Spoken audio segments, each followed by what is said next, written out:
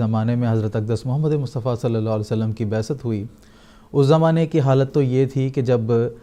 کسی کے گھر میں لڑکی کی ولادت ہوتی ہے تو اس نومولود کو زندہ درگور کر دیا جاتا تھا اور عورت کی اس معاشرے میں کوئی حیثیت نہیں تھی۔ ایسے زمانے میں اللہ تعالیٰ کے محبوب نبی حضرت اقدس محمد مصطفیٰ صلی اللہ علیہ وسلم کی بعثت ہوتی ہے، اور آپ صلی اللہ علیہ وسلم نے اس زمانے میں یہ ارشاد فرمایا کہ عورت اور مرد برابر ہیں اور دونوں کو برابر کے حقوق معاشرے میں حاصل ہیں۔ آپ صلی اللہ علیہ وسلم نے فرمایا کہ معاشرے میں ایک عورت بحیثیت ماں ہوتی ہے، اس کے قدموں کے نیچے اللہ تعالیٰ نے جنت کو رکھا ہے۔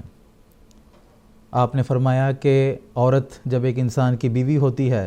تو آپ نے فرمایا کہ سب سے زیادہ مرد کے لیے ضروری ہے کہ وہ عورت کے حقوق کو ادا کرے۔ اور پھر آپ صلی اللہ علیہ وسلم نے فرمایا کہ جس کے گھر میں 3 بیٹیاں ہوتی ہیں اور وہ ان کی اچھی طرح تربیت کرتا ہے، ان کو تعلیم دیتا ہے اور ان کی زندگی کو سنوارتا ہے، تو ایسے شخص کے بارے میں حضور صلی اللہ علیہ وسلم نے فرمایا کہ میں اس کو جنت کی خوشخبری دیتا ہوں۔ اس کے علاوہ آپ صلی اللہ علیہ وسلم نے معاشرے میں عورتوں کے حقوق کو قائم فرمایا ہے، اور نہ صرف حقوق کو قائم فرمایا بلکہ عورت کا ایک مقام اور باعزت مقام حضور صلی اللہ علیہ وسلم نے معاشرے میں عورت کے لیے عطا فرمایا ہے۔ لیکن ہم دیکھتے ہیں کہ بعض مستشرقین حضور صلی اللہ علیہ وسلم کے حوالے سے بھی یہ اعتراض کرتے ہیں کہ آپ نے عورتوں کا حقوق نہیں ادا کیا ہے بلکہ ان کے ساتھ ناانصافی کی ہے وغیرہ، اس قسم کے مختلف بے بنیاد الزامات بھی آپ صلی اللہ علیہ وسلم کی سیرت پر لگائے جاتے ہیں، جو کہ دراصل آپ صلی اللہ علیہ وسلم کی سیرت اور ان تعلیمات کے پیچھے جو حکمت ہے اس سے ناآشنائی کے نتیجے میں ایسے اعتراضات آپ صلی اللہ علیہ وسلم کی سیرت پر اٹھائے جاتے ہیں۔ تو ناظرین، آج کے ایپیسوڈ میں ہم کوشش کریں گے کہ حضور صلی اللہ علیہ وسلم نے عورتوں کا جو اعلیٰ مقام معاشرے میں قائم فرمایا ہے اس کے تعلق سے کچھ تفصیل آپ کی خدمت میں پیش کریں گے، اور اس کے ساتھ ساتھ بعض اعتراضات کے جوابات بھی ہم آپ کو دینے کی کوشش کریں گے۔ تو میں ایک مرتبہ پھر اپنے ناظرین کو یاد دلا دوں کہ آپ اگر ہمارے ساتھ آج کے ایپیسوڈ میں جڑنا چاہتے ہیں اور اپنے سوالات ہمارے علماء کرام کے پینل میں پیش کر کے ان کے جوابات حاصل کرنا چاہتے ہیں تو ہم سے رابطے کی تفصیل اس وقت آپ کے ٹیلی ویژن اسکرین پر موجود ہے، اور ہمارے ٹیلی فون لائنز بھی آپ کے لیے ایکٹیویٹڈ ہیں، اور آج کا موضوع ہے اسلام میں عورت کا مقام۔ اس مختصر سی تمہید کے بعد آج کے ایپیسوڈ کا آغاز میں محترم مولانا محمد کریم الدین صاحب شاہد سے کرنا چاہتا ہوں۔ عام طور پر ہم دیکھتے ہیں کہ جب حضور صلی اللہ علیہ وسلم کی سیرت پر مختلف اعتراضات لگائے جاتے ہیں، بالخصوص عورتوں کے مقام و مرتبہ کے تعلق سے، تو آپ صلی اللہ علیہ وسلم نے جو شادیاں کی ہیں اس کے بارے میں اعتراض کیا جاتا ہے کہ حضور صلی اللہ علیہ وسلم نے 13 کے قریب شادیاں کی ہیں، اور آپ صلی اللہ علیہ وسلم کی سیرت کو اعتراض کا نشانہ بنایا جاتا ہے۔ تو ان شادیوں کے پیچھے کیا حکمت ہے، اس کے بارے میں آپ سے تفصیل جاننا چاہوں گا۔ جزاک اللہ۔ ناظرین و سامعین کرام، بات دراصل یہ ہے کہ عورت اور مرد کا جو تعلق ہے وہ نہ صرف انسانوں میں بلکہ دنیا کے ہر چیز میں یہ تعلق پائے جاتے ہیں کہ اللہ تعالیٰ نے خاص طور پر قرآن مجید میں یہ فرمایا ہے کہ وہ من کل شیء خلقنا زوجین، کہ ہر چیز میں اللہ تعالیٰ نے جوڑا بنایا ہوا ہے۔ تو ایک نگیٹو ہے، ایک پازیٹیو ہے۔ بجلی جو ہم استعمال کر رہے ہیں، دیکھیں اس میں بھی ایک پاور جو ہے نگیٹو ہے، ایک پازیٹیو ہے۔ یہ دونوں جب تک ملیں گے نہیں تب تک یہ صحیح کام نہیں کر سکتی ہیں۔ تو اسی طرح سے اللہ تعالیٰ نے قرآن مجید میں ہی ہمیں رہنمائی فرمائی ہے کہ انسان کو بقائے نسل کے لیے، آگے نسل چلانے کے لیے، اس واسطے کہ انسان بہرحال ایک فانی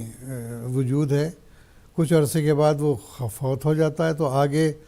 انسان کی نسل چلانے کے لیے بھی عورت اور مرد کا تعلق لازمی قرار دیا گیا ہے۔ تو اس لحاظ سے ہم دیکھتے ہیں کہ عرب میں جہاں پر کہ حضرت محمد مصطفیٰ صلی اللہ علیہ وسلم کا وجود پایا جاتا ہے یا آپ کی بعثت عمل میں آئی، اس معاشرے میں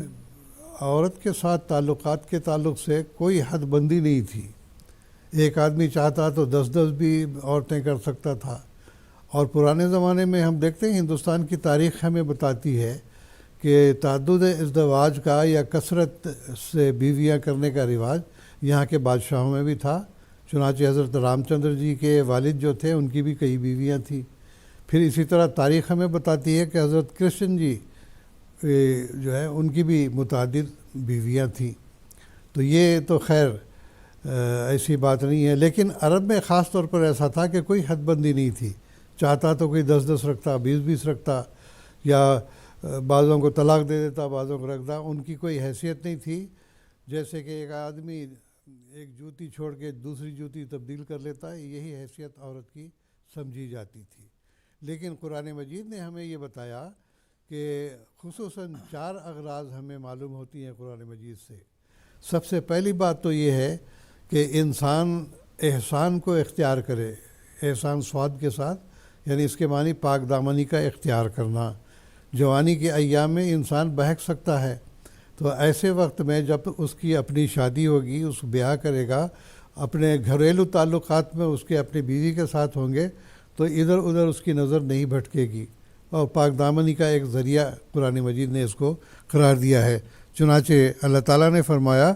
کہ محسنین غیر مصافحین، سورۃ النساء کی آیت ہے یہ، آیت 25، کہ تم پاک دامنی اختیار کرنے والے ہو، شہوت رانی اختیار کرنے والے نہ ہو۔ تو یہ صرف جذبات کی تسکین کا ذریعہ ہی نہیں ہے، بلکہ پاک دامنی کا ذریعہ قرار دیا۔ دوسری غرض شادی کی اللہ تعالیٰ نے یہ بیان کی ہے کہ نساؤکم حرث لکم، جیسا کہ میں نے ابتدا میں ذکر کیا کہ بقائے نسل ضروری ہے۔ انسان کے آگے جب تک نسل نہیں چلے گی تو یہ پھر سلسلہ کیسے قائم رہے گا انسانوں کا؟ یہ تمام جانوروں میں بھی یہ چیز پائی جاتی ہے۔ اسی طرح فرمایا تیسری غرض یہ بیان کی، اور چوتھی غرض کہ دونوں کو رفیق حیات میسر آ جاتا ہے، عورت مرد کے لیے اور مرد عورت کے لیے۔ نساؤکم حرث لکم جہاں اللہ تعالیٰ نے فرمایا، وہاں فرمایا خلق لکم من انفسکم ازواجا لتسکنوا الیہا وجعل بینکم مودۃ ورحمہ۔ یہ سورۃ الروم کی 22ویں آیت ہے کہ اللہ تعالیٰ نے انسانوں کے لیے فرمایا تمہارے لیے تمہارے اپنے جو نفوس ہیں، یعنی عورت اور مرد، تو اس لحاظ سے تم دونوں کے اندر ایسی محبت اور رحمت کا سلوک پیدا کر دیا ہے کہ جس کے نتیجے میں تم تسکین حاصل کرتے ہو۔ تو عورت مرد سے اور مرد عورت سے جو ہے یہ تسکین حاصل کرنے کا ایک ذریعہ بھی قرار دیا ہے، تاکہ معاشرے میں کوئی ایسی بات نہ پیدا ہو جس کے نتیجے میں بدنامی کا باعث ہو، یا یہ کہ شر کا باعث ہو، یا یہ کہ فساد کا موجب ہو۔ تو اب دیکھیں گے کہ اگر عورت اور مرد کے تعلقات صحیح نہ ہوں تو ایسی صورت میں بسا اوقات یہ بھی ہوتا ہے کہ مرد بہک جاتا ہے یا عورتیں بہک جاتی ہیں، اور اس کے نتیجے میں لازمی طور پر ہے پورے معاشرے کو بدامنی کا شکار ہونا پڑتا ہے۔ تو اس کے علاوہ خاص طور پر عرب میں چونکہ اکثر قبائلی رواج تھا، وہاں پر قبائلی راج بھی تھا، ایک سردار جو ہے پورے قبیلے کو کنٹرول کرتا تھا، تو اس لحاظ سے جو ہے یہاں پر جنگیں بھی ہوتی تھی، ایک قبیلہ دوسرے پہ حملہ کرتا تھا۔ جنگوں کے نتیجے میں پھر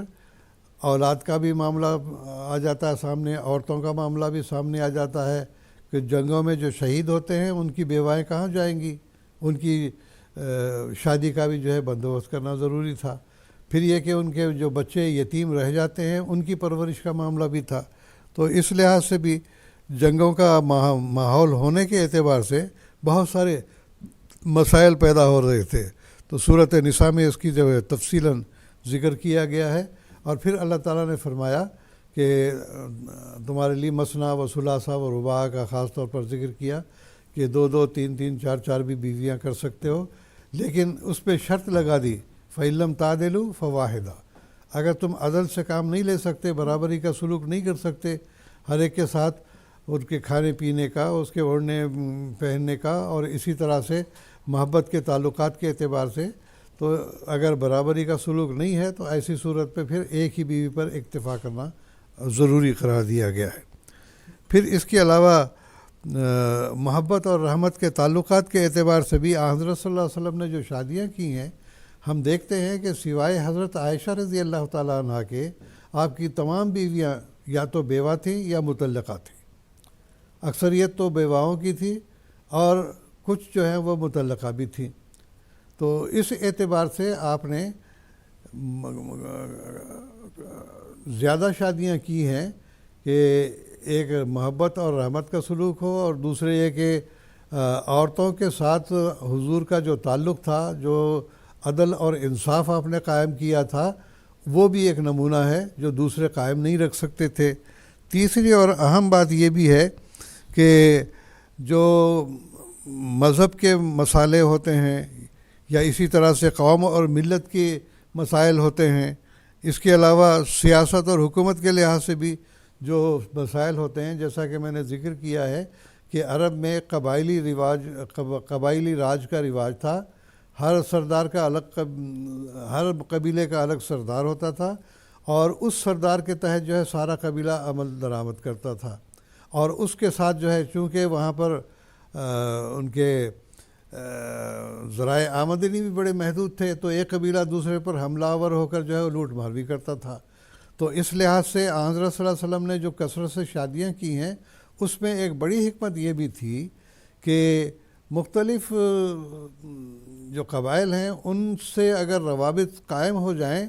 تو لازمی بات ہے کہ جس قبیلے کی عورت آپ کے عقد میں آتی تھی، وہ قبیلہ آپ کا جو ہے وہ رحمت اور رحمت کا سلوک کرتا تھا، اس واسطے کہ آپ دیکھتے ہیں کہ بیوی کے خاندان والے خاوند کی خاص طور پر قدر کرتے ہیں۔ تو اس لحاظ سے جس قبائل کے بھی مسائل تھے، آن وسلم نے ان تعلقات کو بڑھانے کے لیے بھی یہ شادیاں کی ہیں۔ اور سب سے بڑی بات یہ ہے کہ چونکہ حضرت صلی اللہ علیہ وسلم کا وجود ایک نبی کا وجود تھا، اور وہ بھی خاتم النبیین صلی اللہ علیہ وسلم کا وجود تھا، اور شرعی نبی ہونے کے اعتبار سے آپ نے اپنا عملی نمونہ اس رنگ میں بھی دکھایا کہ کثرت ازدواج کے نتیجے میں اللہ تعالیٰ نے آپ کو ایک عورتوں کی اصلاح کے لیے ذریعہ بنایا۔ مردوں کے ساتھ تو آپ کے تعلقات عموماً ہوتے تھے، لیکن عورتوں کے لیے بعض خاندانوں میں شادیاں کر کے ان کی تربیت آپ نے اس رنگ میں کی کہ ان عورتوں نے آگے آپ سے علم بھی سیکھا اور آپ سے آداب بھی سیکھے، اور اسی طرح سے عورتوں کے جو مسائل ہوتے ہیں ان کے اعتبار سے بھی ان عورتوں کی تربیت اس رنگ میں آپ نے کی ہے کہ عورتوں کے اندر ایک جذبہ پیدا ہو گیا، نہ صرف یہ کہ دینداری ان کے اندر پیدا ہو گئی بلکہ اللہ تعالیٰ سے تعلق بھی ان کا پیدا ہو گیا۔ بہت ساری خواتین آپ کے زمانے میں بھی ایسی ہوئی ہیں جن کا تعلق اللہ تعالیٰ سے قائم ہوتا چلا گیا، تو یہ بھی بہت بڑی وجہ ہے۔ تو اعتراض کرنا تو الگ بات ہے، لیکن یہ ہم دیکھتے ہیں کہ حضرت صلی اللہ علیہ وسلم کی شادیوں میں بڑی حکمت یہ بھی تھی کہ عورتوں کی تربیت اس رنگ میں کی جائے کہ وہ یعنی ایک انسان، ایک خاص طور پر مرد جو ہے، عورتوں کے مسائل سے اتنا واقف نہیں ہوتا جتنا کہ ایک عورت واقف ہوتی ہے۔ تو اس لحاظ سے حضرت صلی اللہ علیہ وسلم نے ان مستورات کی اس رنگ میں تربیت کی ہے کہ آپ نے خود فرمایا کہ اگر تم علم دین سیکھنا چاہتے ہو، نصف علم جو ہے وہ حضرت عائشہ سے تم سیکھ سکتے ہو۔ اور حضرت عائشہ رضی اللہ تعالیٰ عنہ نے بہت سارے علمی مسائل بھی حل کیے ہیں، قرآن مجید کی تفاسیر بھی بیان کی ہیں، حضرت صلی اللہ علیہ وسلم کی احادیث بھی بیان کی ہیں، اور اس کے علاوہ دوسری بھی جو خواتین تھیں ان سب نے اپنے اپنے دائرے کے اندر خواتین کی تربیت کا کام سر انجام دیا۔ تو یہ اغراض محسنین غیر مصافحین کے اندر رہتے ہوئے حضرت صلی اللہ علیہ وسلم نے ایسا عملی نمونہ دکھایا ہے کہ باوجود اس کے کہ آپ کے پاس کوئی مال و دولت نہیں تھی، کوئی زمین جائیداد بھی ایسی نہیں تھی، آپ نے عیش و عشرت کی خاطر شادیاں کی ہوں ایسا بھی نہیں نظر آتا، بلکہ حدیث میں تو یہ ذکر آتا ہے کہ مہینہ گزر جاتا تھا لیکن آپ کے گھر میں چولہا نہیں جلتا تھا۔ کئی دفعہ کوئی مہمان آیا، پوچھا بھیجا بیویوں سے، کہنے لگے کہ ہمارے پاس تو سوائے پینے پانی کے اور کچھ نہیں ہے۔ تو یہ غربت کا عالم تھا، اور غربت کے عالم میں بھی ان تمام بیویوں کو پالنا اور ان کے جذبات کا خیال رکھنا، اور پھر اس رنگ میں ان کی تربیت کرنا کہ آگے مسلمان عورتوں کی وہ آگے تربیت کر سکیں۔ تو یہ بلا وجہ شادیاں آپ کی نہیں تھیں، بلکہ بہت ہی مفید مطلب اور مصالح حکومت اور مصالح محبت و تعلق کے اعتبار سے، قوم اور ملت کے اعتبار سے اور مذہبی اعتبار سے یہ تمام شادیاں آپ کے لیے لازمی تھی۔ ایک حد کے بعد آنے کے بعد اللہ تعالیٰ نے پھر آپ کو روک دیا کہ اب آپ نے آگے شادیاں نہیں کرنی. تو یہ شادیاں بڑی حکمت کی باعث بنی اور اس کا نتیجہ یہ ہے کہ مسلمان عورتوں کے اندر بھی قربانی کے جذبات پیدا ہوئے, مال و دولت بھی